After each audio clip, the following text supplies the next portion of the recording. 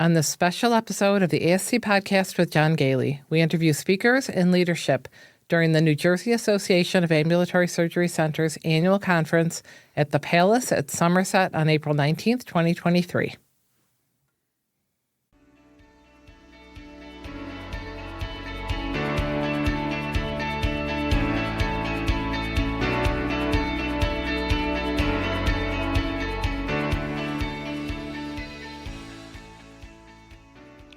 Welcome to the ASC Podcast with John Goehle, the longest-running podcast specifically focused on the freestanding ambulatory surgery industry.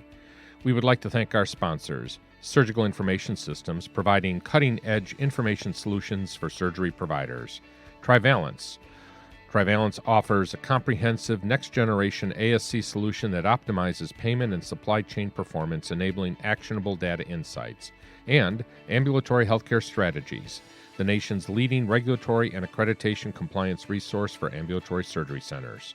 For more information about our sponsors, please visit our website at ascpodcast.com.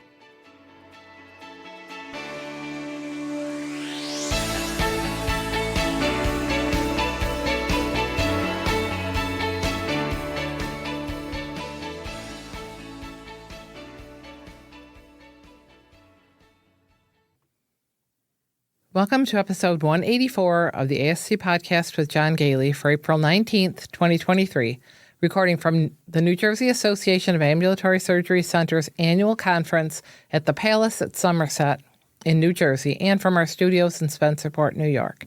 This is Sue Cronkite, Chief Researcher for the ASC Podcast with John Goehle and Operations Manager for Ambulatory Healthcare Strategies. We would like to remind our listeners that the ASC regulatory environment is a rapidly evolving landscape and that the material presented in this episode is based on the most current information available as of the date of recording.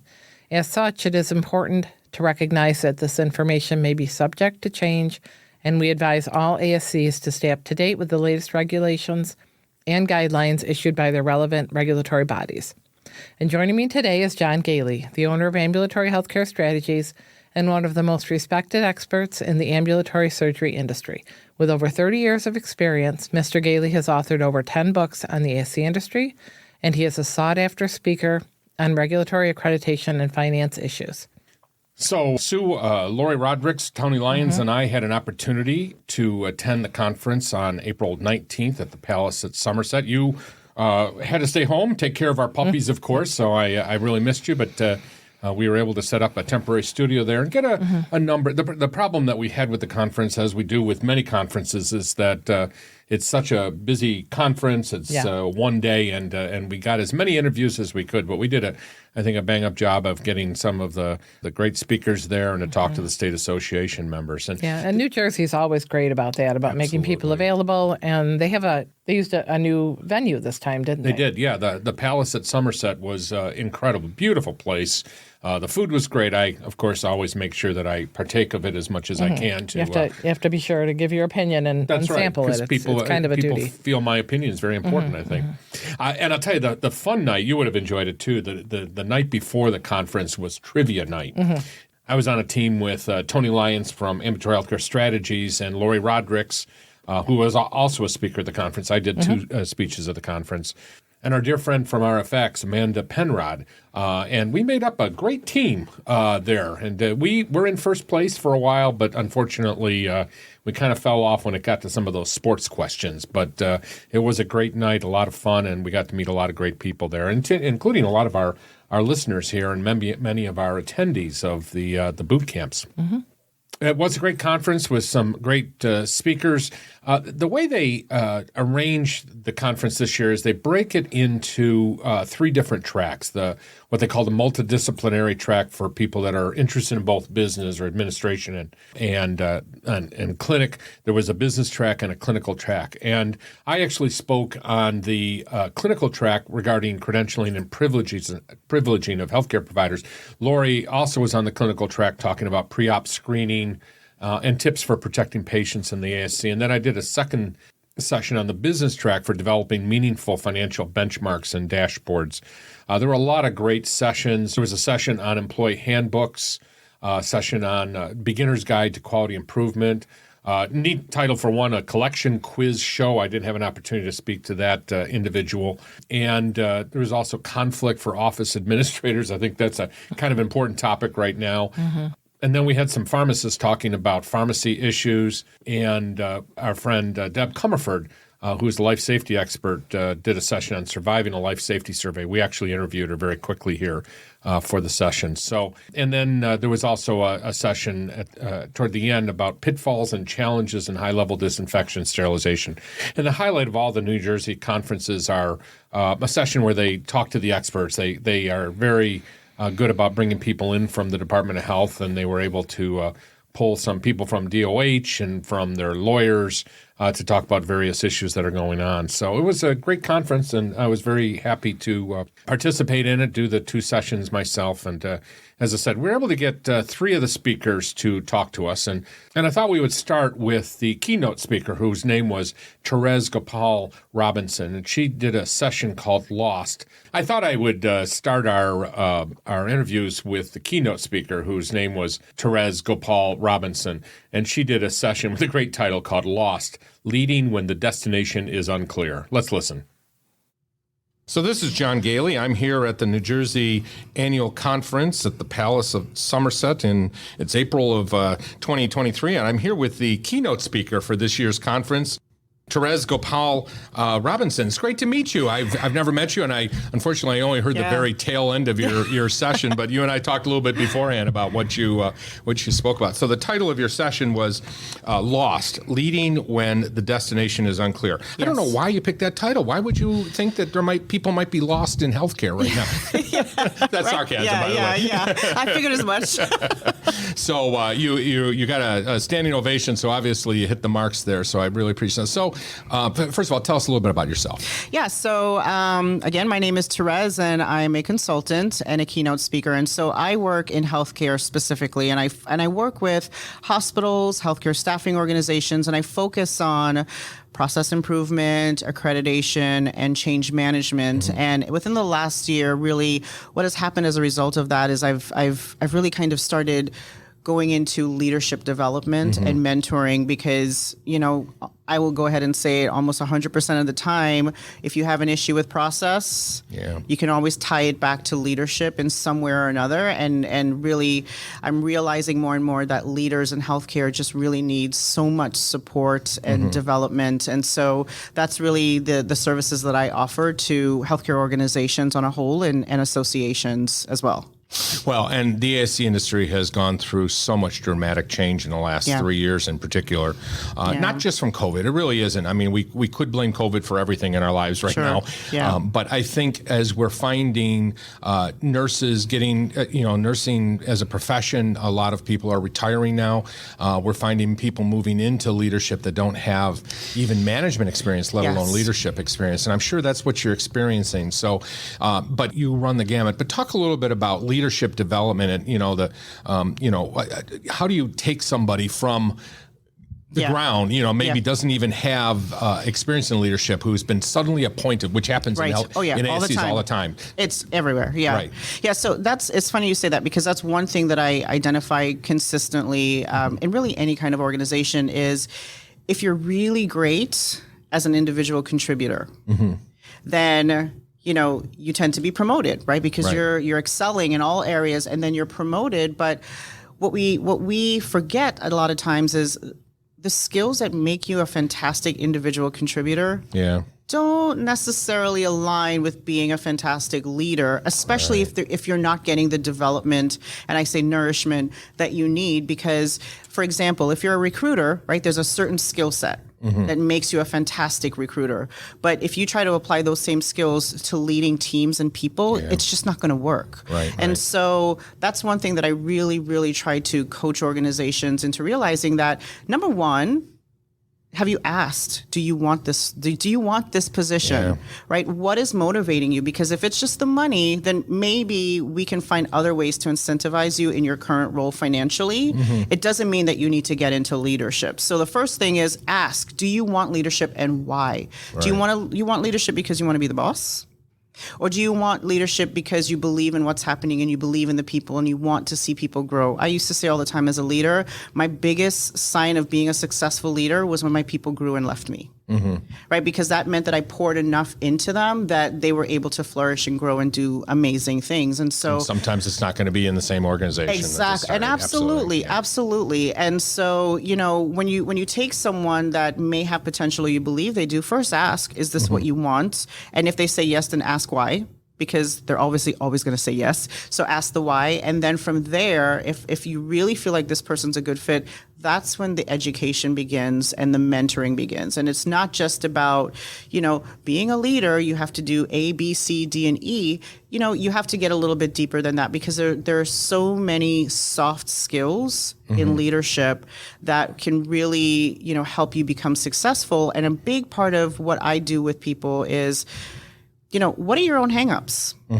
Because if you're struggling with certain things as a human, then you're going to struggle as a leader. Yeah. So what are some of the hangups that you have? Because if you, for example, if you struggle with something like imposter syndrome, then there's a really good chance that you're going to be intimidated by team members who have great ideas. Right? Because you feel like you don't belong and you don't deserve to be here. And so really, when you identify someone, it's really about nourishing them and really pouring into them. And leadership development is so huge. And time again, when organizations take the time and spend the money to create robust development programs for their emerging leaders and their current leaders, then everything just falls into place. Quality, everything just kind of clicks just like that if you invest that time.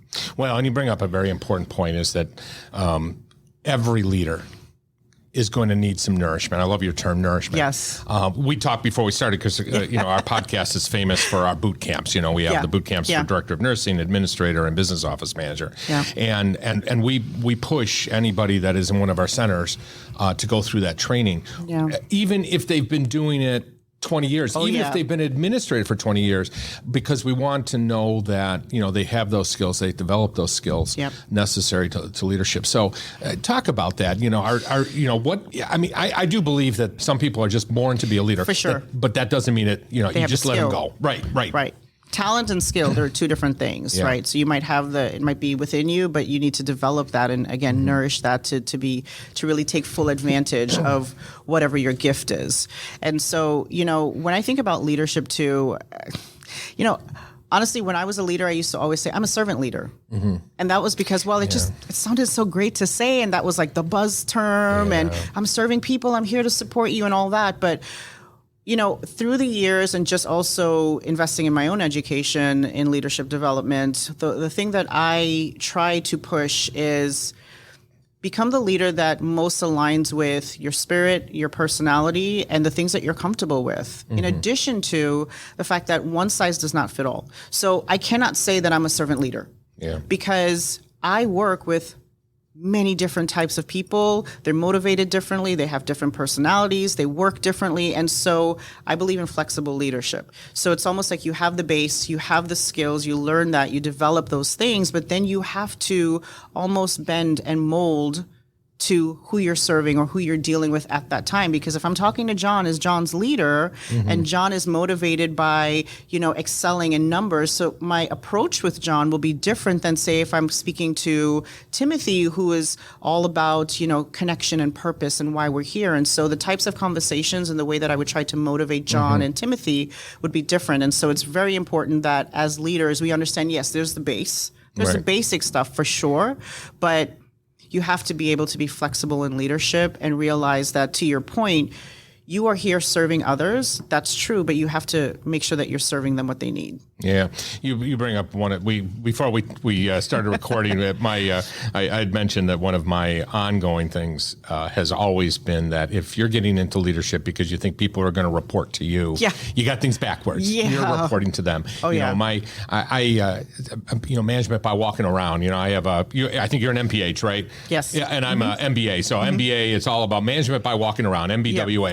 Yep. You walk around, you talk to your staff. Yeah. And I learned early in my leadership that management by walking around, that talking to people meant that it gave them an opportunity. The question that we should be asking is, are you doing what I told you to do? It should be, what can I provide you that you don't have that you need in order to carry out your job. Exactly. I always use this analogy with leadership. I look at leadership as, okay, you're in the front of the line and there's this forest in front of you. Yeah. And as a leader, your role is to pave the way. Mm-hmm. So as you're moving forward, you're paving the way. You're cutting down vines. You're pouring cement. You're doing all these different things. Luxury. Right. You're making it because you're doing that so that the team that's behind you, they have an easier journey. Yeah. Right. So you're going through all the tough things. You are there to create an environment that will promote success and also individuality amongst your team. And again, it goes back to the fact that everybody is different, right? Yeah. But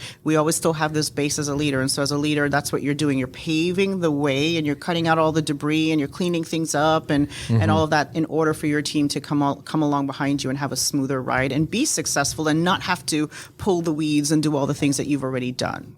I want to go back to something you talked about earlier, and that is, again, because of, in many ways, we've been in crisis mode for 3 years. Yeah. And in some cases, people have been promoted. The nurse manager leaves, the administrator leaves, and, CMS requires you to have a nurse manager at all times. So, you either shut the door until you find a new nurse manager or you find somebody within the staff. Yeah. And it brings to mind, the difference between an interim leader and the permanent leader, and identifying somebody in your staff. As you said, sometimes people are not made to be a manager and they're not made to be a leader. Yeah. So let's talk for a second about the difference between management and leadership, or even at 3 levels. Our worker bees, the people that actually do all the real work out there, the managers and the leaders. And because I'm not sure that people truly understand the differences between those 3 different levels. Yeah. So I think, managers, you're managing process, you're managing things, you're managing just kind of how are we getting from A to B to C. Like in a surgery center would be managing the schedule, making sure people are in the right everybody's rooms. On time and everything's on schedule. Exactly. Whereas leading is a whole different thing. It is completely different. I mean, I have worked with managers and I've worked with leaders, and the key difference between the two of them would be that the leaders, I would follow them anywhere. Yeah. Into anything.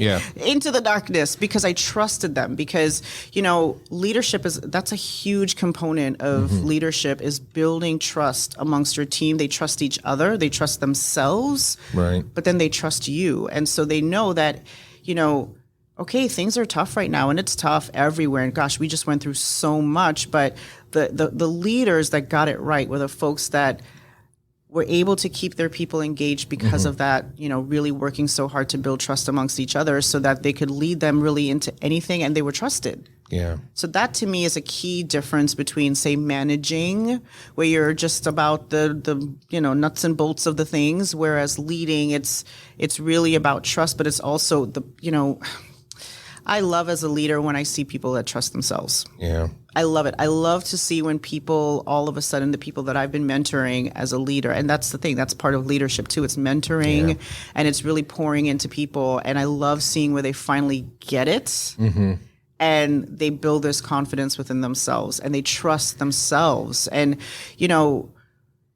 as a leader, you just have so much responsibility to these people, and you have to really respect that responsibility that you have, because it is something that, it's just so important, and it really kind of sets the tone for everything around you, good or bad.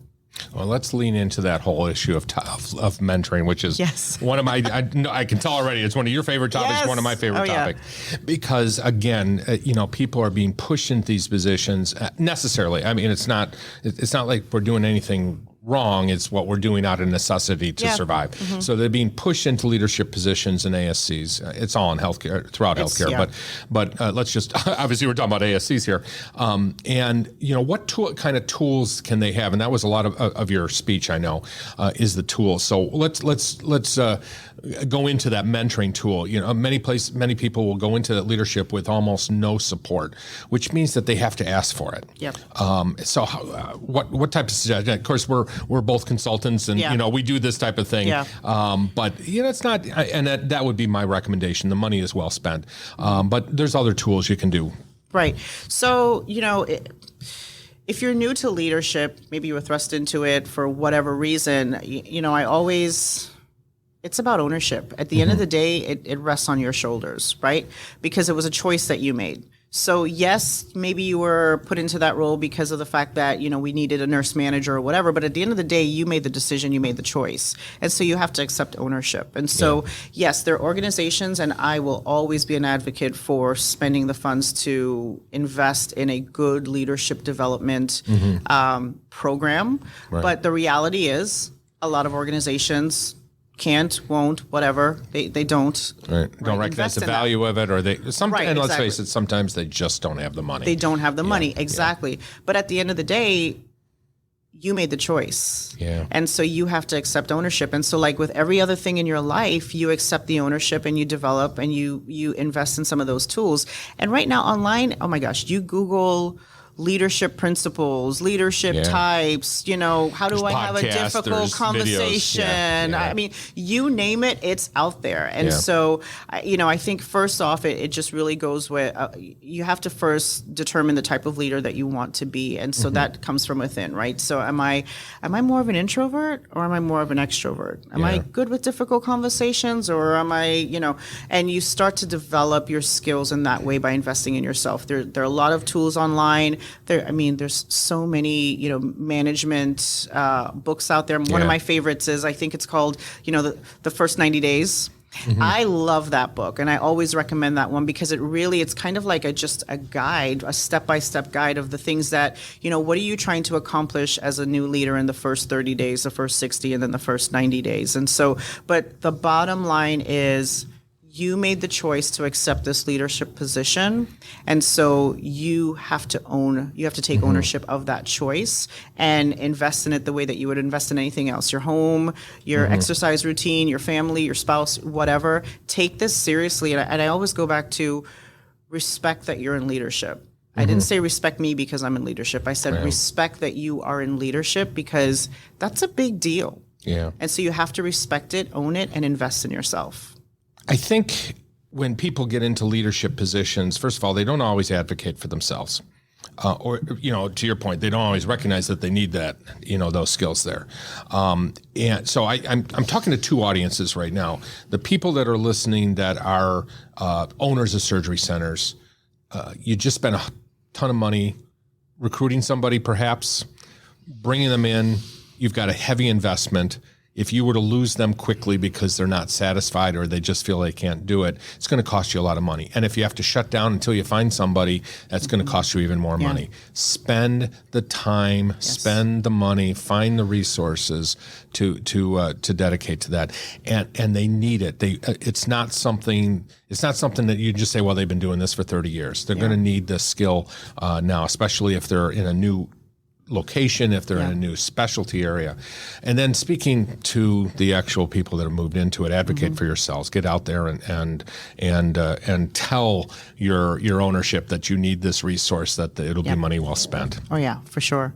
When I was in one organization that I worked, I was a new leader, and I came in, and now I had been a leader for a while, and I had some of the development things, but we were hiring at such a rapid pace, and we were hiring leaders, and what I quickly realized was these people are struggling, right? They're very lost. They're number one, as a leader, you're just trying to learn the job, right? And then now there's this whole other component of, oh wait, I have to lead people and have sensitive conversations, and this one's over here crying, and I don't, all this other stuff. And so, to those folks who hire leaders, and if you don't have some sort of a, leadership program, that doesn't mean you can't start creating something on your own. That's what I did. I started creating something on my own. I didn't make this huge, big program or whatever, but I did start to think about, okay, what are the fundamentals? What are the things? A, what are our goals in our department? B, what do we need to do to get there?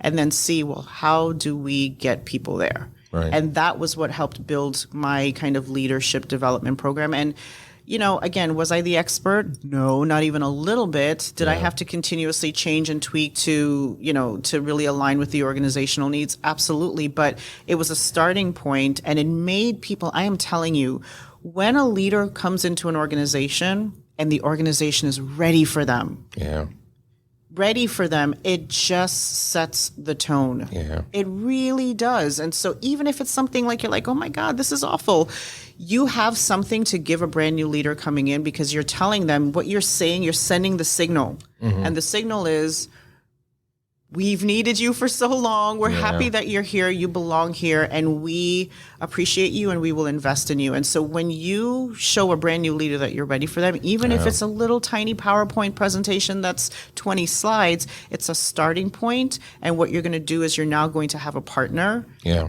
You know, and you're going to have a person who's engaged from the very beginning, and they're going to want you to be successful, and they're going to want your organization to be successful and invest in your organization as well.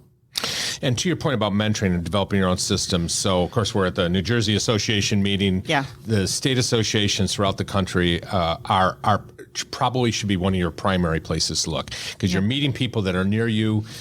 You go to these conferences, you might be somebody new to the leadership position, but probably sitting around the table with you is 5 other people who in some way might be able to provide a mentorship. Maybe it'll be formal, maybe it'll be just, hey, do you want to go out for lunch? Do you want to pop over to the surgery center and we'll talk through things, or you just talk on the phone every month for a while. That's the type of thing that the state associations can really do to benefit your career track. And again, if I'm talking to the governing body and the owners, pay for that membership. It'll pay you back in an incredible way. Yeah, but to your point, though, you have to have some ownership. Oh yes, as well, right? Yes, into your own development. Get out there, and it requires a certain level of vulnerability that many people are afraid to show. Right? You know, I'm afraid to go to John and say, John, would you be my mentor? Yeah. I really need especially some support. those introverts. Right. Oh yeah. And that requires, I don't know if you've ever heard of that term, but managerial courage, right? And so it's the courage to speak up and say things like, John, will you be my mentor? Or I don't know this, or can you help me? Or can you give me feedback, because I'm not quite sure if I'm getting this right? Yeah. It requires a certain level of vulnerability, but it is so essential, because, if you're going to be doing it anyways, right. And you made the choice. Again, I go back to leadership as a choice. Yeah. No one forced you into it, as much as maybe that's the story we're telling ourselves. Yeah. But at the end of the day, you made that decision and you made that choice. You accepted it. Yeah. And you accepted it. So own it and own your learning and own your experience as a leader, and be vulnerable enough to ask for support. Right. Yeah. Now, you also talked in your session about what types of things leaders should be doing when they're communicating, when they're walking around, when they're doing the, I'm going to use my term, management by walking around, asking questions, making sure that you're listening to your staff. Listening skills are got to be top of the list of skills that you need as a leader. Yeah, I'm guilty of it. I know I was guilty of it. Because I love talking. It's a problem. I love to hear myself talk. I talk more than I listen a lot of times, but that's something that I'm working on. But you recognize it, right? But even as a leader, a lot of times we're doing the walk around and we're asking the questions, but we're not really listening for the answers. We're just doing it because it's just, I'm here, I'm on the floor, and I'm walking, and I'm talking, and I'm asking, but I'm not really actually listening to any of the actual answers. And I don't, like in my speech, I said, do you care or do you care? Yeah. Right? Yeah. And people need you to care. Yeah. And so the way that you do that is by carving that time out to actually listen. But it's not just about, how are you doing, John? It's, I always ask, how can I help? Or what do you need today? Yeah. Right. What do you need from me today? And you will be surprised when you just change the way that you ask that particular question. People will respond in a different way, because if I'm walking around and I say, hey, John, how are you doing? Yeah. John is going to say what? Yeah. Doing great. Yeah, right. But if I say, John, how can I help today? What is it that you need from me today? John may say, oh my gosh, the copier is empty and the phone is whatever. And now there's an opportunity for me to give John tangible supports, support that he can touch and feel and say, wow, I was here, but then my leader helped me get here. Right. So it's everybody has to accept ownership in this, right? So John has to accept ownership, me as his leader, and so on. But if we all do our part, then you will be surprised just what can happen in an environment like that, where you start to feel like a more cohesive team. Yes, you're the leader, but you're part of the team. I love how you're talking about It is so true. One of the things that we learn when we try to become better listeners is that to stop thinking about what your next question is going to be. Yes. That's a challenge I have as an interviewer, because one of my jobs is to make sure that I have a question for you. Yeah. and which is why I have a good editor who, will take out those pauses. It's happened a couple times. Our listeners don't know this, but a couple times I've had to just stop because I was listening intently, and then forgot the question I was about to ask. But that's so essential is forget about what your thoughts are. Listen to your audience, listen to your people, and they're going to help you so much in getting, and then you're going to build that trust up. Right, for sure. And get in there. Get your hands dirty, roll up your sleeves and get in there and do some of the work, because, yes, it's about communication. Yes. How can I help you? What do you need? But what if John's an introvert? What if he's intimidated by leadership, right? And so, but if you get in there, roll up your sleeves, get in there and do some of the tasks that John is doing, you might also identify, like, wait a minute, why are we doing this step 4 times? Yeah. John, can you explain? And now John is in a position of, it feels more powerful, where he can say, well, let me educate you. We do it this way because X, Y, and Z. And now you have an opportunity for dialogue, because you can say, well, John, but gosh, that's taking you 23 extra minutes. I wonder if we did it over this way, if that would eliminate time. And then now you can have this brainstorming, organic, session with John that you would have never been able to have had you have not rolled up your sleeves and gotten in there and did some of the work. They're gonna respect you so much. When I was running my second surgery center, we would sometimes be open on Saturdays for urgent surgery. We did retina procedures, and I couldn't get a secretary. So as the administrator on call, I was the secretary. I'll tell you, first of all, I never want that job. Never want to do it again. But the receptionist kind of respected me a little bit more after that, because I came back and I said, okay, this is not working because I couldn't do it. And we reinvented it together. Yes. But we had a great connection at that point because I'd actually done what she had done instead of just created that checklist. Exactly. I think that's so important. Another part of this is you and I are both wearing suits right now, and I don't know how you are, but I don't wear suits anymore. I mean, I started out in the hospitals. I'd be walking around in the suits, and you know what those nurses were saying? The suits are coming. There they come. And so I'm in scrub. When I was my second surgery center, I stopped wearing the suits. I started walking around, because then they couldn't first of all, sometimes they didn't see it coming, by the way, but they you're part of that team there. They knew that you could jump in and you could discharge a patient, or, to your point, whatever's necessary. So get out of the suit. I know you're not in the ASC vernacular, but that means that as an administrator or director of nursing, sometimes you're going to have to suit up and go back. That's right. Into the clean area, the restricted area, just to be able to see the people that are always hiding from you, or are never listened to because they're back there and they're separated from the leadership. Yep. Even in all roles that I've had as a leader, especially when I was leading compliance. So I was over compliance, quality, or credentialing, and credentialing is a beast. Yeah. That's my next speech, by the way, in about an hour. But I always had a file. Yeah. So even as a director, and even, with all the things, I always had one file that I was always working on, because it keeps your skill up, but it keeps you very, very close to the rhythm of things, and you can quickly see where things are, bottlenecking and where the challenges are, and that really allowed me to go back to my leaders and say, guys, this is ridiculous. Like, how can we expect this when we're giving them this? Or so I always try to always have a file, or always have a case that I was working on, or something to just keep me as closely connected as I possibly could. But to your point, what happens there is that your team trusts you more, because listen, we've all been there. We've had bosses that are like, hey, do this, do that. And we're all looking at that person like, you have no idea what you are saying right now. It's going to take me a month to do something you think I'm going to do in this afternoon. Yeah. But that goes back to the development piece as well, too, because I've worked with leaders where, I call them homegrown leaders, where they started off kind of like entry level and they worked their way up into leadership. They kind of learned, and they kind of was just winging it all the way, and now they're in executive leadership positions, and their teams are suffering because that person might be amazing at process. Like, they've got the numbers, they've got that down. But then when it comes to leading teams and understanding just how what they're wanting to do is impacting the people that actually have to do the work, it's a whole different story. Yeah. And so I think that's also part of leadership development is, yes, you've been promoted. Yes, we're going to develop you, but that does not mean that you're no longer part of this team. You lead the team, but you are a player on this team just as much as everyone else. Absolutely. Well said. And it sounds like a good way to end. Yes, Therese, yes. thank you so much. This has been a pleasure Thank interviewing you, John. you. Thanks so much for having me. Next, I had an opportunity to interview John Kowalski. He's a pharmacist, and he did a session entitled, Are You in Control of Your Controls? And we actually were good friends, and we had an opportunity to speak specifically about drug diversion, which we know is a huge issue right now. Sue, you and I have been dealing with it on a number of fronts here, and we've talked about it quite a bit during these conferences, but this was a great discussion with John, so let's listen.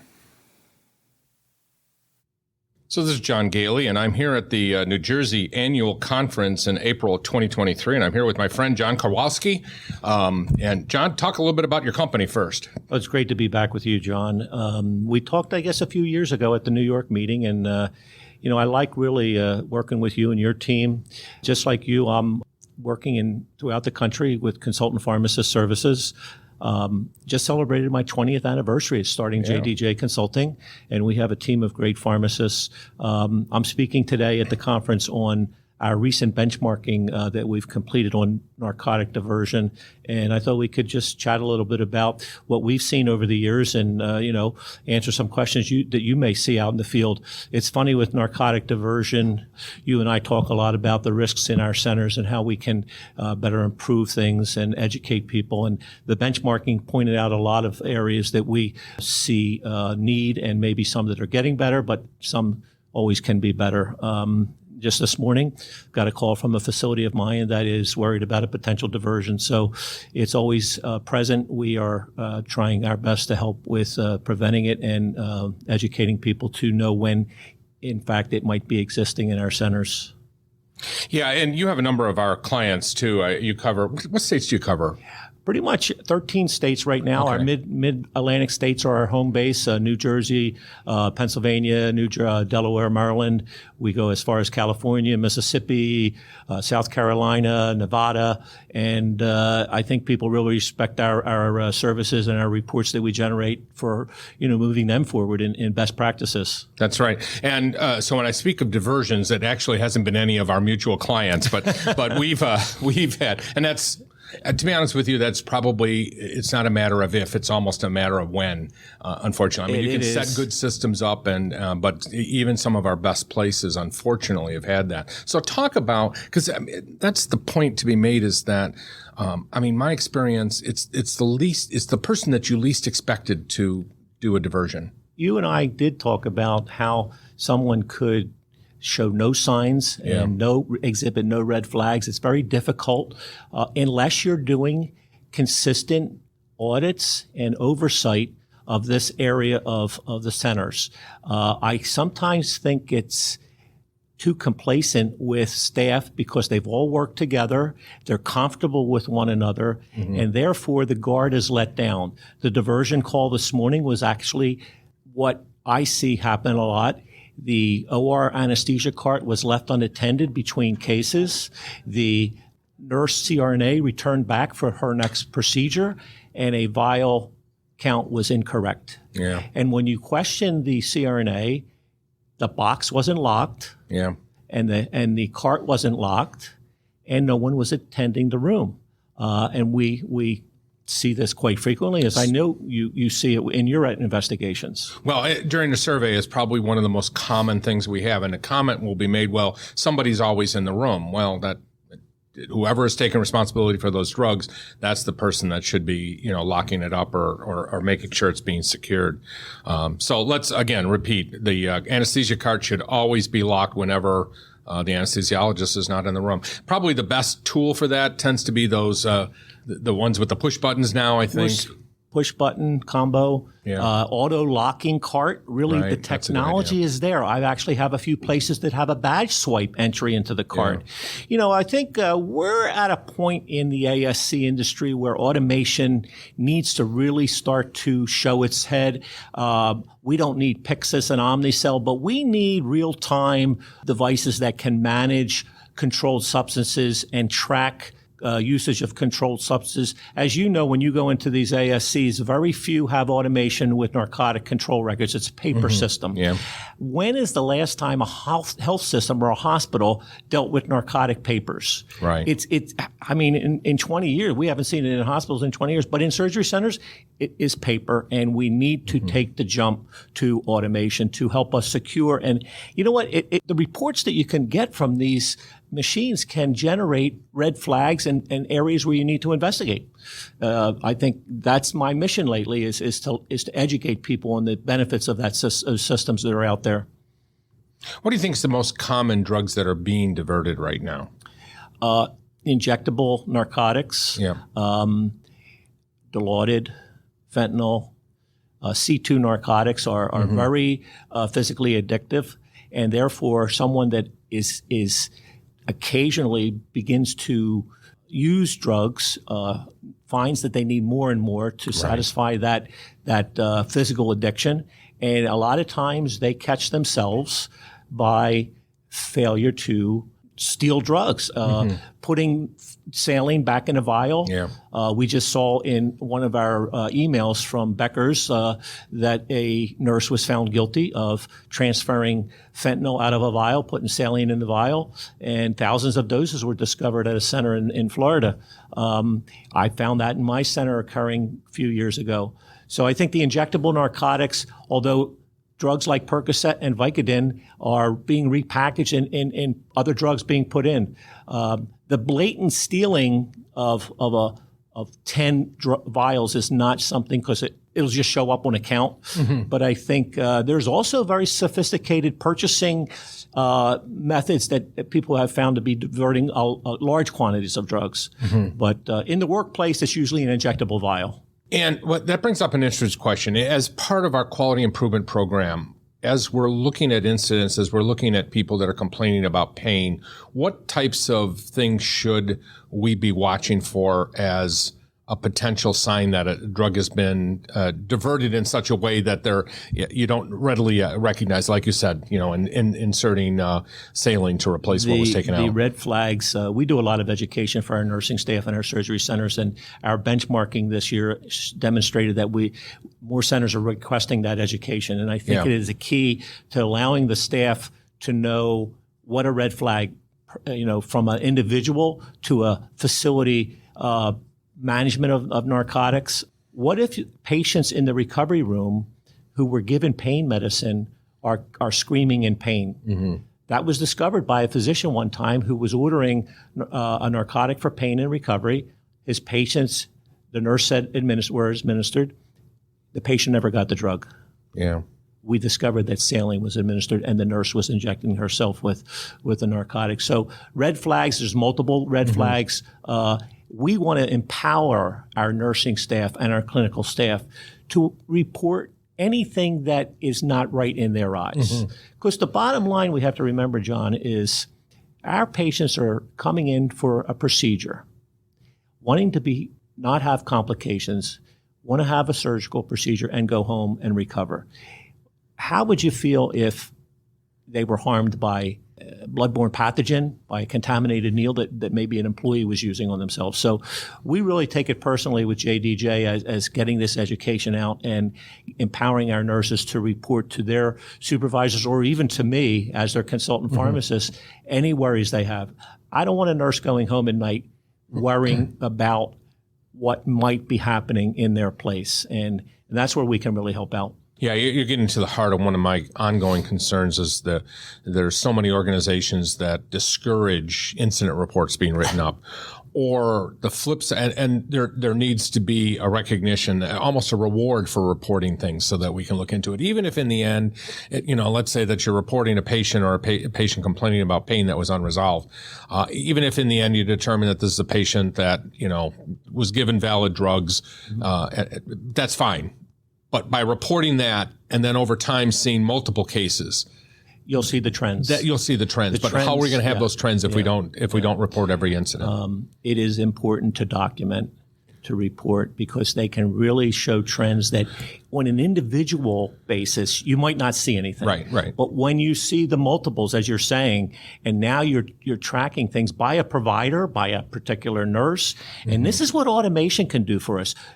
The manager could run a report that shows usage by provider of drugs. And we had a place up in North Jersey that was using automation, and they called me and said, hey, our 4 nurses in PACU pretty much administer the same amount of pain medicine. 1 nurse is way up over the standard norm. And we didn't see that unless we had that data collection, whether it's incident reports, whether it's automation that can generate reports. Hospitals around the country do this, and the pharmacy departments track these types of things. Right. And our ASC industry can really benefit and keep our patients safe with this ability to look at trends. So it gets to the heart of quality improvement, of following up on incident reports and not just brushing them off. And then what you're also talking about is that internal benchmarking where you're comparing, the pain, unresolved pain, over a period of time, quarter to quarter, month to month, whatever time frame you choose. And then making sure that you do look into any trends that are going in the opposite direction from what you expect. Creating an action plan, doing a quality improvement study if you're AAAC or, a performance improvement project if you're a joint commissioner or one of the others. Those are what surveyors expect you to see or to do. Absolutely. I think when you think about benchmarking, it's really a continuous loop in performance improvement. I have a definition that I'm going to be presenting this afternoon, benchmarking, a process of learning, adapting, and measuring best practices of an organization to improve performance. It goes and cycles on and on. Our benchmarking recently this past fall was on narcotic diversion. We asked facilities around the country to answer 60 questions on 6 areas of narcotic control, security, surveillance, documentation, education, resources, and we think this type of benchmarking, we've done it 3 years in a row. This will continue to allow centers to see where other centers are doing and maybe enhance their own systems. I know the nurse this morning called with that discrepancy or that potential diversion. She was visibly on the phone very upset. She felt like she didn't do her job. And that's a shame to put a nursing manager in that position. And the other thing we do, John, is our data showed that we're improving on having policies for managers when there is diversion. Right. You want to have a nurse when someone comes to them with a question about maybe somebody diverting, to be able to have a step-by-step guideline so that they accurately can begin to track and investigate. You can't leave it to inconsistency when a nurse has to track a potential diversion, because people can file lawsuits for false claims of what you're doing. We got to be careful. We're going to move towards testing, drug testing, and that's got to go into legal. So we really work hard for our centers to have a policy dealing with their steps they need to take when diversion is identified. So let's talk about what would be a good way to monitor this on an ongoing basis. Seems to me like a nurse and rotating. It shouldn't be the same nurse all the time, but you have some type of a checklist, for example, that somebody is rounding, and this has to be, I gotta say, this got to be a weekly type thing, or even daily if you end up with a situation where you're really concerned, and rounding. So I'm just thinking out loud, what types of things would we be looking for as part of that rounding? And I use a slide at our center and looking at a controlled substance from cradle to grave. And the stop points along that from when its order is placed to when it's sent to the wholesaler, to when it's delivered to the center, to when it's unpacked, to when it's entered into inventory, to when it's signed out to an anesthesia provider or administered to a patient, to when it's administered, to when it's wasted if there's waste. That continuum needs continuous auditing. Now, as you said, things might be weekly, things might be daily. Right. When you think about witnessing for waste after a medicine is administered in the OR by anesthesia, what we want our nurses to do when they reconcile that sheet at the end of the day when it gets returned, the anesthesia provider just can't throw it into a box and run out the door. A nurse must reconcile They're looking at a few items, and this is the daily audit. Does the count match what was administered and what was returned? If there's waste, was a witness present to sign? Is there any illegibility or numbers of writing over? That's a daily thing that follows that continuum. Maybe weekly is a nurse is auditing charts, the intra-op record versus maybe the count sheet. Did that match? And we find discrepancies there. Maybe monthly, the nursing administrator will run reports of utilization of drugs. So you see the continuum, and the audits points can vary on a time frame, but we don't want to miss any of this. And our benchmarking did show that we're at, and when you come to see the talk this afternoon, from 2019 to 2022, all the audits in these areas have all increased by our centers. And that makes me really proud that they understand the urgency just as we understand the urgency. You and I know that we want to have our centers be doing the best in this arena, and this auditing is part of that. And it gives them peace of mind when they know that, that's going on. The other thing it does is it lets the facility staff know and the providers know that audits are taking place. Right. When you physically go out and monitor, and they see you monitoring, and they call you. And don't make this a secret shopper thing. It should be obvious. Yeah, good point. And when you find a discrepancy, immediately interact with the individual who had the discrepancy. That puts them on notice. Good places have good employees. Bad places have bad employees. And it's a big part of our jobs, you and I, to enhance that message when we go and visit our facilities. So before we started recording, we were talking about incidents where physicians who might be that second signer on the drug counts will, just at the beginning of the day, you can't make this stuff up, right, John? Just sign off as though he had been there and witnessed the counts, and how important it is to make sure that sort of thing is not occurring, that you are seriously taking taking those counts seriously, and then the people that are signing off on it are indeed doing what they're saying they're doing. We did a little data study that showed when the waste is actually witnessed. And we see improvements from 2019 to 2022. We asked, is it done at the end of the procedure or is it done at the end of the day? We don't want to see syringes with partial drugs left till the end of the day. That went down from 9.2 to 2% in centers that leave it till the end of the day. I want that to be zero. Right. What we did see improve from 45% to 75% is wastage is occurring at the end of the procedure. So when the doctor shows the nurse in the room, hey, I got 1 ml of fentanyl, and it's in the RX destroyer, wasted, and the empty syringe is in the sharps, that nurse is the one that's going to sign it at that moment or in that time frame. Right. The other thing automation would do is we could track when the waste was actually signed.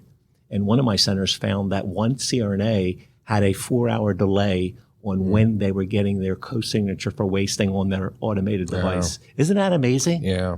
And the technology gave that center that information. Yeah, right. And now we have a situation where syringes were maybe left unattended. Yeah, right. Now a nurse is signing for something that was a syringe, maybe it was 4 hours. How do we know? Nurses get worried about their signing their name. Are they responsible to say it is fentanyl in there or diluted? Yeah. It's basically saying that you saw 1 ml of a substance wasted. Right. So you and I, what we see together, right? Yeah. Very common. Well, another one of my pet peeves, and it happens, I swear it must be like 1 out of every 4 centers that I go into. You go and look at the big waste bin in the operating room, and there is a syringe half filled with usually it's propofol, but there'll be other things. Yeah. And I guess that's another one of my concerns is I know propofol is not a controlled substance. It can be harmful. And it can be very harmful. And that's the one where I'm finding centers are, because it's not a controlled substance, they don't treat it as dangerously as a dangerous substance. And I see it left open, on the counter. I see the syringes with it half filled. Very lax in handling that medication because it's not deemed by the DEA as a controlled substance, but it is abusable by people, and people have been harmed by that.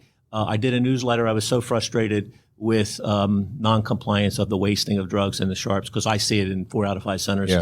That I did a newsletter last month, and it was called "Squirt It Out Before You Throw It Out." Yeah, I like it. And I've had managers post it around their centers. Yeah. That little, I'll send it over to you. I was going to say, that sounds Sort like it a out good before sign. you post it. I'll tell you what, send it over to me, and we'll link it in our show notes here. It really was a big hit. It was a big hit because everybody knows it's not what to do, and we still see it happening. So, John, let's talk about security and ongoing surveillance activities. And again, John, our benchmarking has demonstrated an enhanced level of surveillance at ASCs that we cover.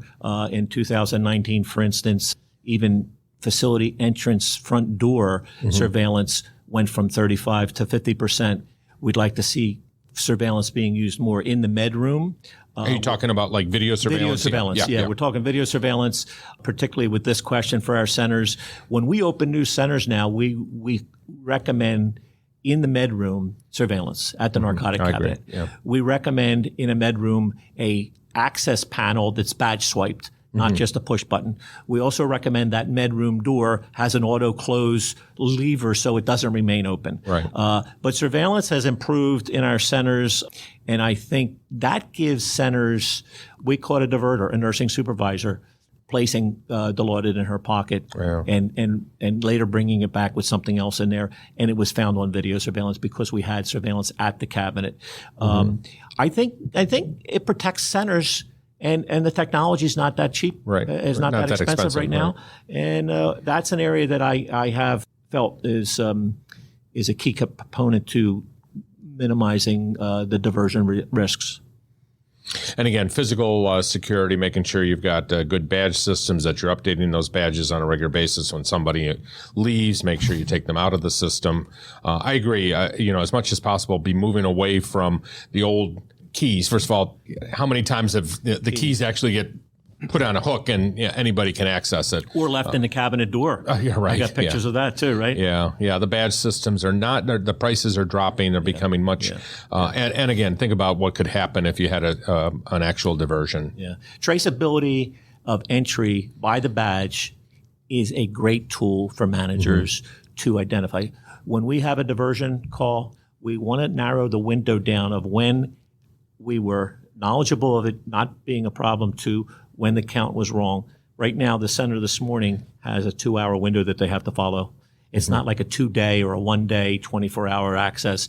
So minimizing that time frame of a potential diversion, and if you had surveillance, watching a tape of that time frame that you knew it might have happened, gives tools that we never had before.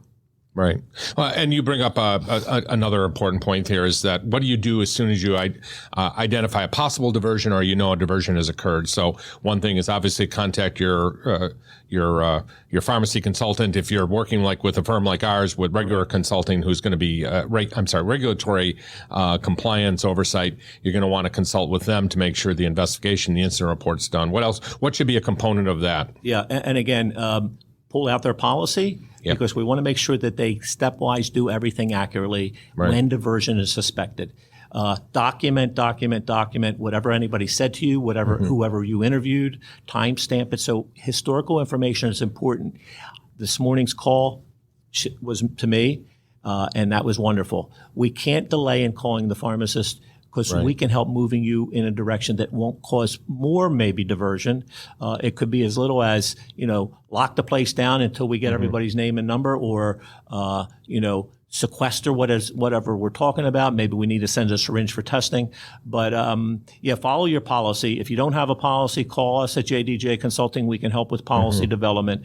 We really think it's the tool that managers need to protect them and their patients in the surgery center.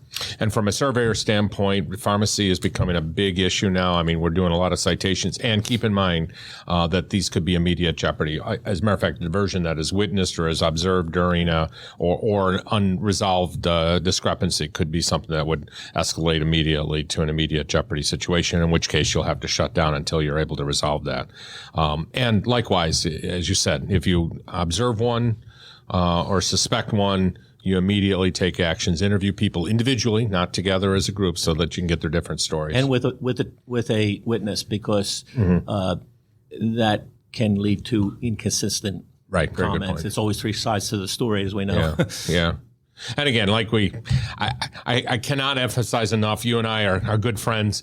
It is extremely important even if your state doesn't require you to have a pharmacy consultant. And I'm not just trying to sell your services. I mean, there are so many services that a pharmacy consultant could give you to help resolve so many of those problems that you'll run into. We're seeing some increases in requirements by certain states. Yeah. And I'm not sure if you realize in South Carolina, physician practices require a quarterly pharmacy consultant visit. How about that? Yeah. A physician practice, because they're not regulated. Yeah. They have samples. They've been caught writing prescriptions for, pill mills. Yeah. And South Carolina mandates that a application with a pharmacist's name on it, licensed in the state, performs quarterly visits. And we just started with 70 facilities in South Carolina, offices. Yeah, And our pharmacists go in. It's a short visit, but we're auditing charts. Yeah. We're auditing samples. The thing we see, John, is nurses want to learn. They just need the guidance. Yeah. And we're already creating educational programs for nurses. Somebody was wanting to give IM Rocephin for in a office practice, and they really were inconsistent on reconstituting the drug even. So we scripted that information for them, sample tracks. So I would like to see more states adopt these, oversights, and who better than a pharmacist or someone like yourself with a company that you've worked with for years to help staff perform the best they can. Right. As always, John, it's great talking to you again, and we'll have you back again, I'm sure, at another next opportunity, but I appreciate your time. Thanks so much, John, and great to see you, and good luck with everything, and hope you continue to enjoy the program today. Thanks.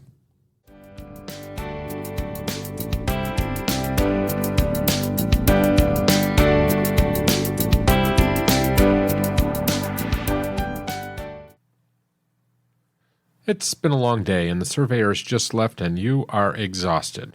And looking at the list of items that you have to address, you wonder, how can I deal with this and still take care of my patients? More importantly, you wonder, how can I ever keep up with all of the regulations, standards, and accreditation requirements? How can I always be prepared for a survey and reduce my stress levels? Well, that's what Ambulatory Healthcare Strategies does, day in, day out. We become your outsourced regulatory and accreditation resource. We can maintain your policy manual, develop your education programs, help out with fire and disaster drills, do your risk assessments, oversee your quality improvement activities, help run your quality improvement meetings and governing body meetings, and we can even prepare your monthly or quarterly financial statements and help you figure out where you are financially. We are a retainer-based service. We don't take ownership. We don't charge based on your revenue. We have one fixed monthly fee, and we can tailor your services to your exact needs. So whether you're looking for help getting over a survey, preparing for a survey, or looking for a long-term relationship to assist you with your ongoing regulatory and/or financial needs, please give us a call at 585-594-1167 or email us at info@ahstrategies.com. That is info@ah-strategies.com, or visit our website at ah-strategies.com.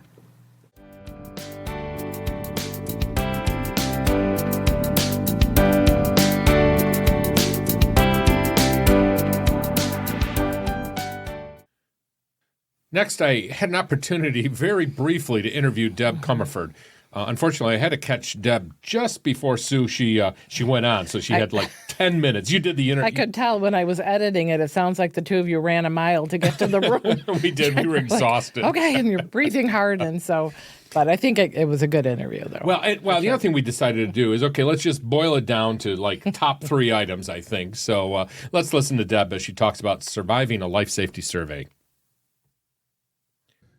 So I'm at the New Jersey Association's annual conference at the Palace of Somerset. It's April 2023. I pulled my dear friend, Deb Comerford, minutes before she goes on to speak about life safety.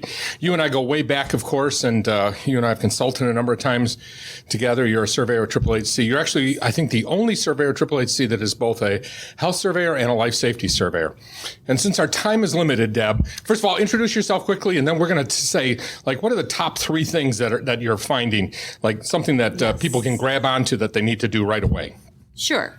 Hi there. My name's Debbie Comerford, and I'm a nurse by training with a long career in the operating room and ASC development. And I've kind of moved over into the life safety field in about the last 5 years when they adopted the 2012 Life Safety Code, and everybody in the ASC business got their got a rude awakening as to life safety, because before that, as a AAAHC Medicare surveyor, a health surveyor, we were doing it ourselves. Yeah. We didn't have the dedicated facility people coming out. Now, Yeah, and I would argue that we were terrible at it as health we were surveyors. terrible at it, but the facilities loved us because we were not finding the things that are getting found now. So just in a few minutes, we're going to talk about the biggest findings, or maybe the three things you can do when you turn off the radio from listening. Radio, listen to me. That you could do in your center to be better prepared for a life safety survey.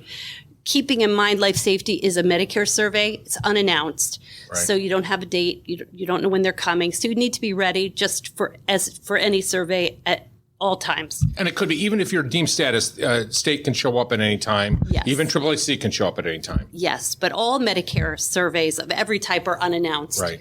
And your best offense is a defense, or vice versa, whatever they say. Yeah. So number one, you want to be ready. So if you're not going to be in the building, somebody in command, second in command, knows where those books are, knows where the logs are, knows where the keys are, the keys to the medical gas room, to the mechanical room. Surveyors often come into a facility and are stumbling around for an hour trying to get just the basics ready.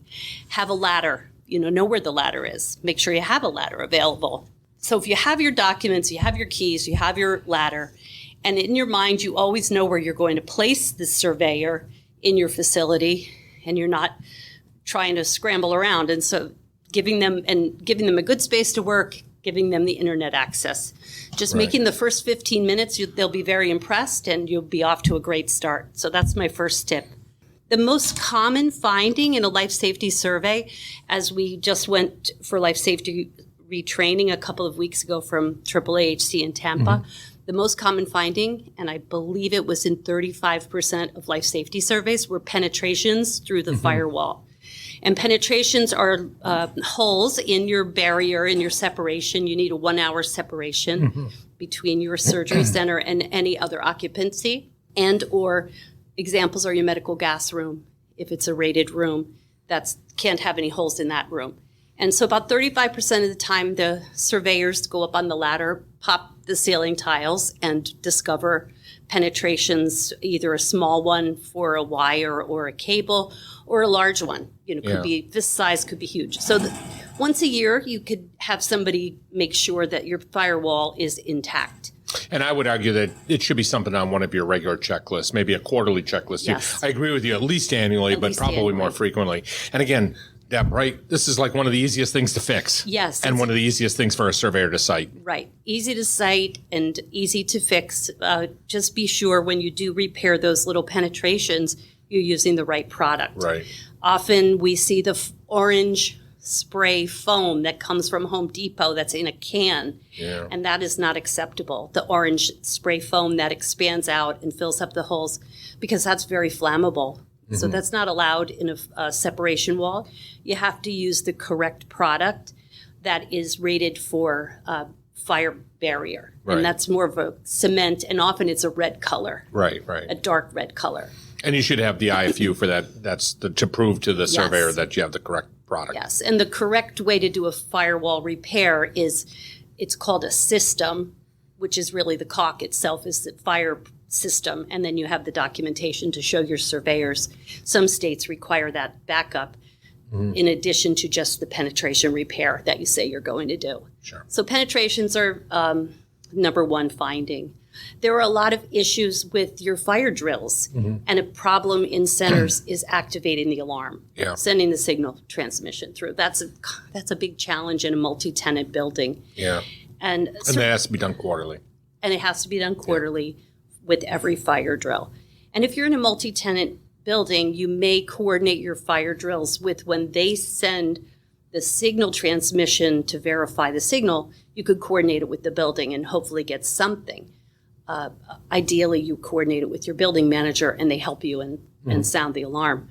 My other advice is anytime you hear the alarm, do a fire drill in your center and then obtain the backup, documentation of the alarm going through. And show the scenario, write down what occurred. And that should be done for every drill, too. It's just not, you don't just say fire and then everybody leave, like we did when we were in high school, right? Right, you hear the bell and everybody walks out in line. No, they need to be scenario-based, and varying times of the day is another big finding. Is I know some of the centers are lucky enough to have some monthly time, like 7 a.m. on the first Wednesday. Well, that isn't ideal for fire drills because they are supposed to be varied at the different times of the day to capture all the different staff that might come in at 10 or maybe comes in the afternoon. So you can't do all of your drills at 7 a.m. or at the same time. And they should be unannounced. Staff should not know that you're about to have a fire drill. One of our centers actually sent an email out to everybody saying, here's the schedule for the next year of the fire drills. I said, no, you can't do that. No, they have to be unannounced. So that's a difficult challenge with the fire drills. A hot topic out there is electrical systems, but that I don't think we really have enough time to get into that. Other than to point out how important it is. So, yeah. Cool. Yes, and to identify what type of system you have in your facility, especially in New York these days, they're asking the first question, what type essential electrical system do you have? Do you have a type 1, a type 2, or a type 3? Yeah. So that's a big topic to know, and to just know what you have in your facility. And you can tell by the circuitry that you have. If you have 3 branches off your electrical system, then you're a type 1. If you only have 2 branches off of your emergency system, you're a type 2. And anything that isn't one of those is a type 3. Type 3 automatically, yeah. And it all depends upon the type of anesthesia that you're providing to your patients, too, what you're actually going to require. But you're right.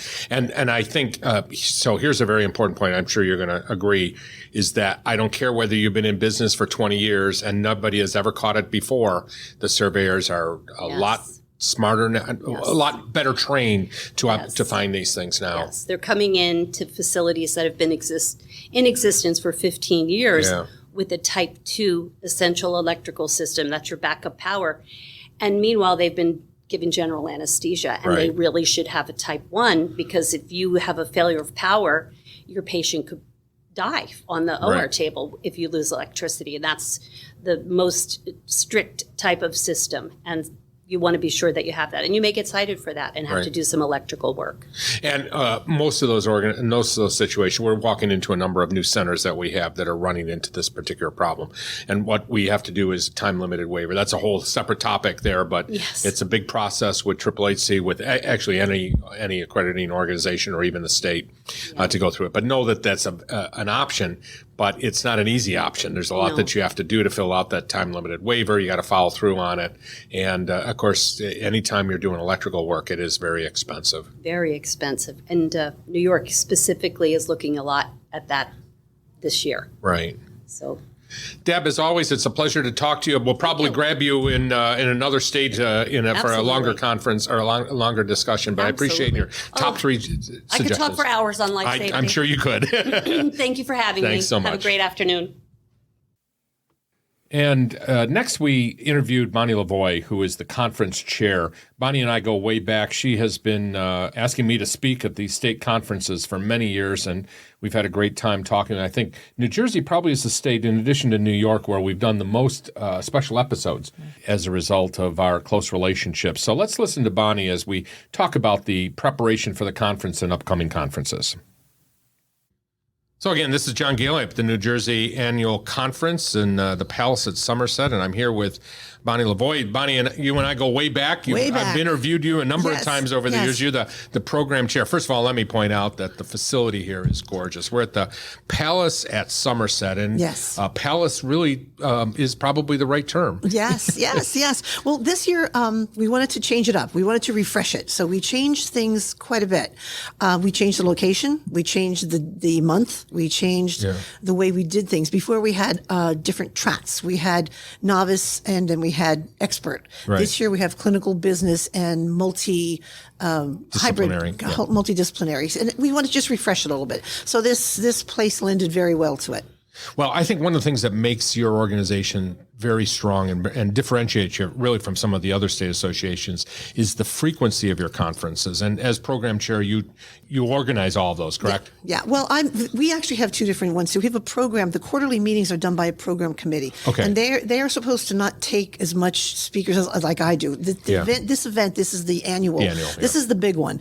And then we have 2 or 3 others during the year with other educational events, and they're like more like a half a day. So we kind of work together, and we do always choose our speakers from our vendors, which is a nice thing because, well, first of all, that's who we want to promote, and also they're great speakers. Yeah. And want to use them. Absolutely. Yeah. And you've got great speakers. I'm going to interview as many as I can while I'm here. Including you. Right. Thank you. Thank you for speaking twice. You are one of the most desired speakers. And when you're on our roster, everyone's very happy. Well, and I really enjoy, I think that's the important thing. We were just talking with Meg about the benefits of membership, but let's now talk about these meetings because after COVID, of course, we're seeing drops. Now, I don't think you're experiencing the same drop in New Jersey as we're seeing in other states. I know it has dropped, but that in-person contact, that ability to sit down with somebody over a meal is so important. Yes, absolutely. And one of the things I notice is I've been around a long time. We both have. Yeah. And we're getting this influx of young, new administrators. Yeah. And so sometimes the things that we think are not important are actually very important to the new group coming in. Yeah. Today you talked about credentialing. A lot of that stuff I knew, but I always learned something different. But the people I was sitting with, it was all new to them. Oh, wow. So you have to keep it going. You have to keep the wheels turning because there's always new people coming in. So these events and the fact that you have mentors sitting with new people is really incredible. I got to talk with someone about credentialing, and she was picking my brain, and I was like, this is what it's about. Absolutely. This is why we do it. And we, as I mentioned earlier, another interview with Meg, I had spoken to Therese, who was your keynote, did a wonderful keynote, a great interview that we did. But, leadership now and leadership training and mentoring has become such an important part of our development of our leaders in our organizations because there's so much turnover now. A lot of the older nurses more seasoned nurses are moving out of their positions, rightfully so. It's time to, not everybody can work until they're 90 years old. Yeah. Time to retire. And then we're getting younger people that just don't have the experience. And of course, some people have been really pushed through school during the COVID years. Right. We're going to be suffering from that afterwards. Yeah. So these types of things are absolutely critical. And of course, what's nice about having more frequent meetings too is you might be able to get more staff out. Yes. Than you generally. Maybe that won't be the same staff at each of the quarterly meetings, but more individuals can be sent to these conferences. Well, as I said in my welcome speech here at the beginning of the day, I mentioned that it's educational. That's one of our great goals here is to provide the education. For me, at this experience level, it's the networking. It's the contacts. It's exactly what Meg said about if you want to further your career, you need to know people. You need to know who to talk to. You need to know where to go. And this is where you get it. Right. It's at a friendly basis. There's no pressure. Last night we had trivia night. Yeah. One of the best things we've ever done. We were sitting in the shuttles back and forth to the hotel, laughing, talking, vendors meeting with other people. And people went out afterwards as friends. And I think for the vendors, that's a great way for them to make the connections. And it's for us to learn about their products in a little very unpressured way. Yeah. So it's very good. There's a lot more interaction between the vendors and the members here. And we participated. Our team came in 4th. We were in the lead at one point, but it was fun. We got third. It was fun. So one of the team members was actually the sponsor, so we're just saying that we threw it because we didn't want her to win. But anyway, it's a lot of fun, and I think that's what I find. There's a lot of laughing going on here. There's a lot of camaraderie, and we need that right now. Yes. What's next? What's the next conference? Well, as soon as we're done here, I told everyone, take a deep breath, 2 weeks. Let's sit back. Let's summarize things. What was good, what was bad. We'll probably send a survey out to everyone and ask them did they like the place? What did they not like about the place? Maybe we want to change the date. Maybe it's not a Tuesday, Wednesday. Maybe it's a Monday, Tuesday. Yeah. So we're always trying to accommodate to get more people. This year we had a particularly tough time, more so than ever because of the staffing problem that everyone's experiencing. And so a lot of people said, let me see what the days looks like. We had 12 more people show up today because they were able to come because the staffing was okay. Oh, good. But it's really, that is probably the most common reason people did not show up is for lack of staffing. And sometimes sometimes at the last minute they're not able to make it. Right. That's interesting. You bring up an interesting point. Maybe this is a good lesson for other state association people, is that these hard cutoffs you just can't do anymore. In other words, accept people on the day of, and if you have to pay some extra money for that or build extra in for the food. There's been plenty of food here. I've been trying to take care of the food problem, of having too much food, but and I just want to say, John, you've been my mentor for quite some time. I mean, when I was going for my CNOR, the CASC, I took your course. It's not a plug for you, but it is actually. If I did not take that course, I don't know that I would have passed. I encourage everyone to come here and reach out. And I said, when you see a speaker that you feel comfortable with, reach out to them, see what they've got going, go to their courses, go to their whatever they're offering, because it will help you in your career also, just as Meg said. And I know full well that I'm going to get a ton of emails. I think that's actually why my cell phone is going off right now. Do that. Now, I always warn people beforehand. It takes me sometimes weeks to respond to all the emails because of the number of requests I have. But the speakers that you have here, they are some of the top speakers in the country. They really are right now. They're amazing. They're amazing. One of the things, when I was elected, and we do have board elections, I was elected 14 years ago. I've been on this board. I've been elected numerous times, and I've never left. And I've always found it so educational, and for all the reasons I said, the contact, the career development, things like that. But it was my idea to do this, and everyone said, no, don't do it. It's going to be too hard. Literally, we put a conference together 14 years ago. We made $5,000, and we were excited.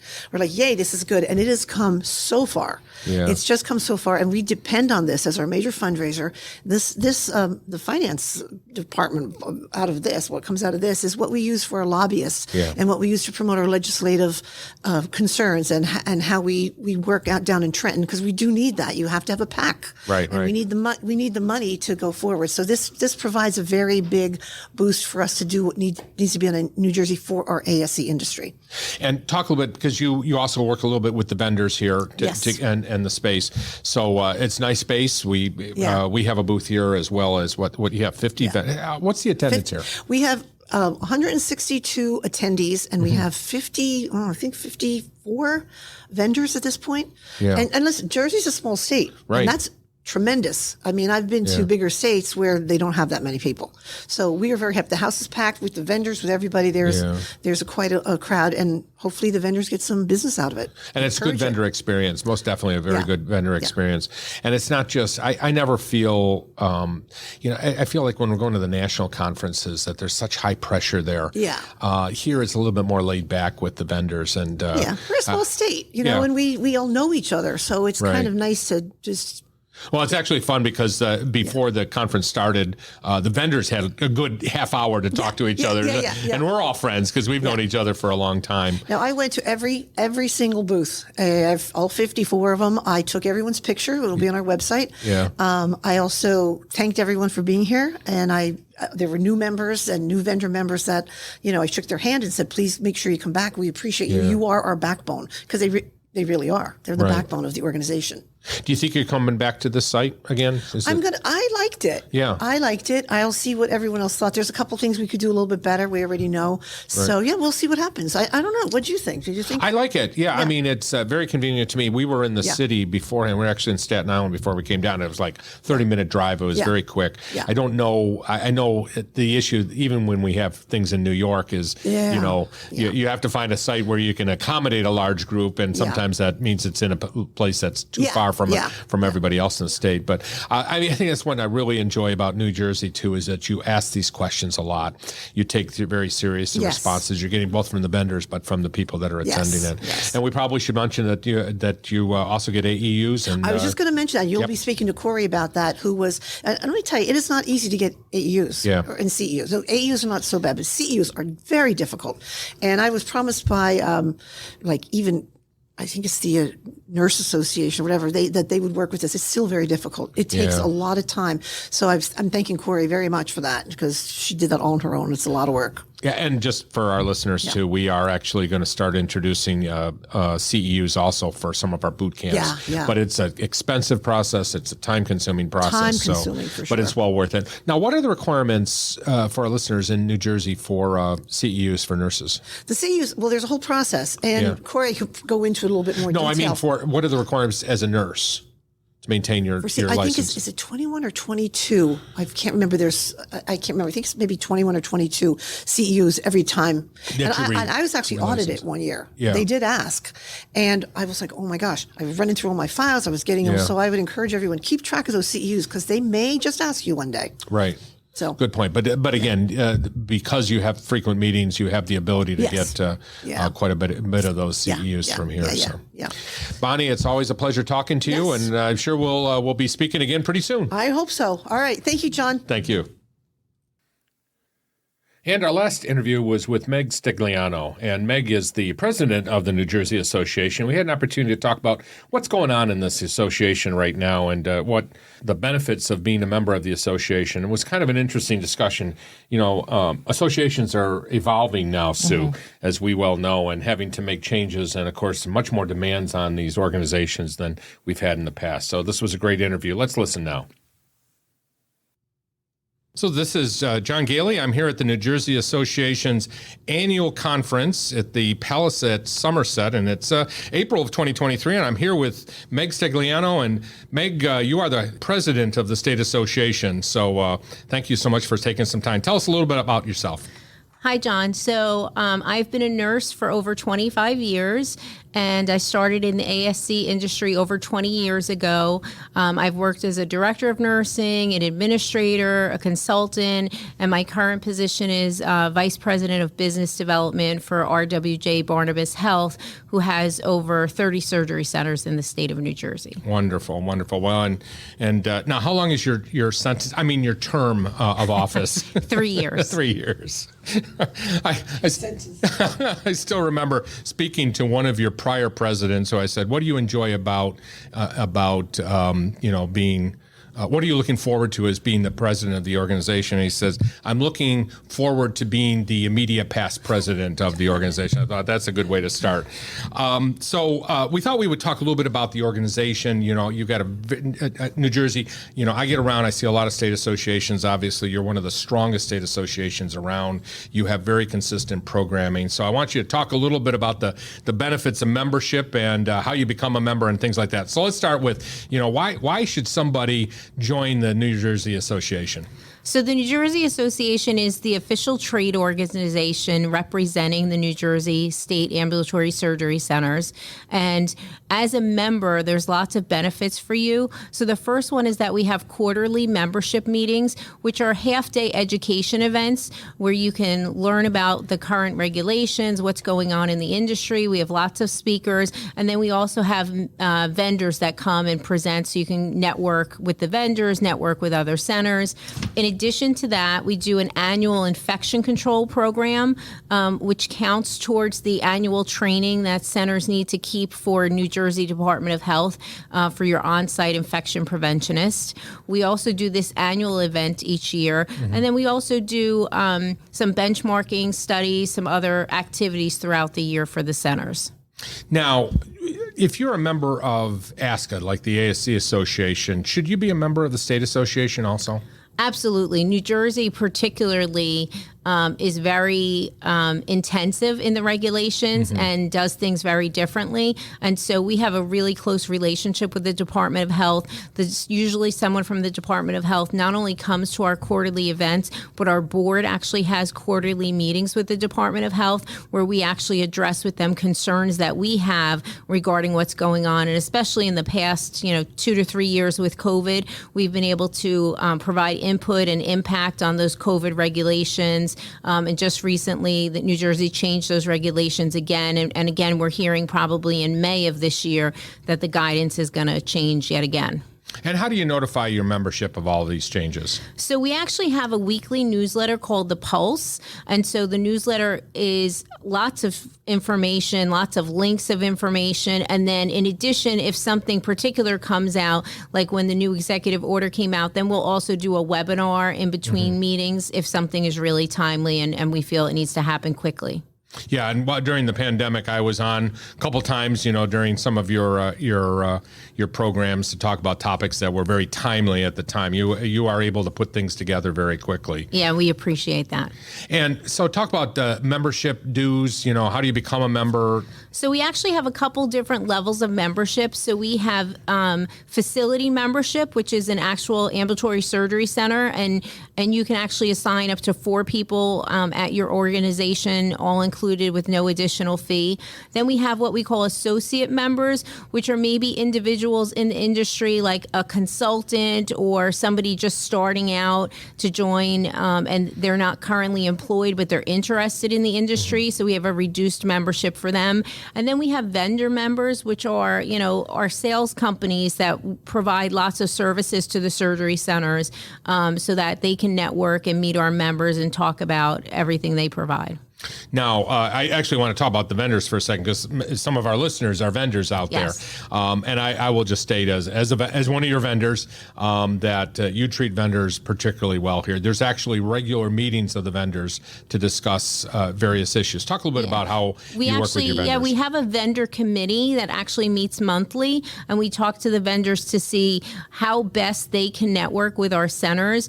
Anyone that's a member actually gets a roster of all of the other members, so that with their emails, their phone numbers, their contact information, so you can reach out to them directly. And then they also get a list of, the vendors get a list of who's coming to the quarterly meeting, so they can kind of look at the list in advance and see who they want to talk to, and also follow up with them after the meetings. Yeah, and that's one thing during the meetings. I know we're going to talk with Bonnie in a few minutes about the vendors and about how the conferences work. But I think a very important part of membership in a state association, as well as the federal, as the national, but is that contact that you have with other people, because it's not just during conferences that you get to meet. As you said, you have lists of other members that you could contact. Yeah. How important is that? Oh, the list of other members to network. I think the most important thing that we offer is networking amongst the centers. Aside from gaining information, it's being able to network with other centers and understand what somebody else locally is doing, have someone to reach out to ask questions. So as a member, you have access to our website, and our website has tons of resources, regulations, all sorts of articles on it. But then there's also the member list that you can look on, and you can look up a surgery center by county, by location, to see who's closest to you, to be able to reach out to them. So I just interviewed Therese, and we were talking about leadership. She did a whole presentation on leadership. And one thing we were talking about is mentoring.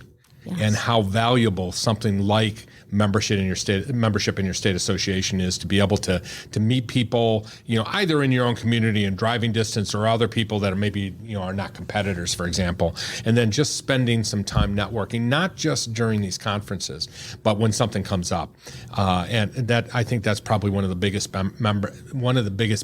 benefits of membership in an association like this. Yeah, I think for myself professionally, it was so important to my career to be able to meet other people, to network with them, and also it was an opportunity for myself to build a name in the state industry in New Jersey.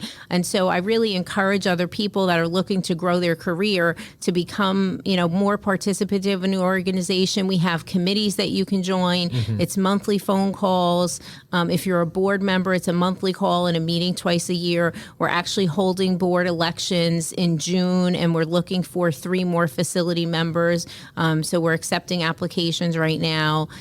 Anyone can reach out to Kristen Stone from our Success Communications, our management company, or myself, to gain more information about becoming a board member. And we'll provide links to the website for the organization, so great. You can do it. Talk a little bit about membership and how much it costs. So there is different tiers of pricing based on if you're an associate member, a facility member, or a vendor member. In addition, we actually offer, we do a membership drive each year that starts in August. And if you join during the membership drive, you actually get the rest of that year for free, along with your dues for the following year. And those membership applications with the dues amounts are on our website. And again, we'll provide links to all that information. So that's great, Meg. Obviously, as I said, New Jersey has got an incredible association here. The benefits are certainly incredible for the membership dues, and it's a very active organization. And also, one point I'd make too is we've used your organization periodically when we have questions regarding the state regulations. There's always somebody there that can point us in the direction or even help us get in touch with somebody at the state if there's any questions. So, and your point about how closely you work with the state Department of Health is very important too. Yeah, our members actually can email us questions and at info@NJAASC.org. And we actually communicate those questions to the Department of Health on a weekly basis. And then we put the answers in the Pulse each Monday that comes out. Yeah, and the Pulse is a wonderful tool too on an ongoing basis. Thank you so much, Meg. I appreciate your time. Thanks for being with us, John. So I'd like to thank everyone that helped me put together this special episode, and especially the staff over at the New Jersey Association who arranged for the interviews and gave us a beautiful base for the temporary studio that we set up there. So again, thank you to the New Jersey Association. I look forward to their next conference. This episode of the ASC Podcast with John Goehle is sponsored by Surgical Information Systems, Trivalence, and Ambulatory Healthcare Strategies. Surgical Information Systems provides cutting-edge information solutions for surgery providers. Trivalence offers a comprehensive next-generation ASC solution that optimizes payment and supply chain performance, enabling actionable insights. Ambulatory Healthcare Strategies is the nation's leading regulatory and accreditation compliance resource for ambulatory surgery centers. For more information about our sponsors, visit our website at ASCPodcast.com. This podcast is an educational and operational tool and is not intended to be a comprehensive resource for all rules, regulations, and standards that an ambulatory surgery center must meet. The advice provided should not be considered as, nor does it constitute, legal advice or opinion. When reviewing specific situations involving legal and regulatory issues, attorneys and other professionals should be consulted. This has been a production of Eden Group Development. All rights are reserved. If you are interested in advertising or sponsoring the ASC Podcast with John Goehle, please email us at info@ASCPodcast.com. We would love to hear your questions and comments. Please email us at comments@ASCPodcast.com.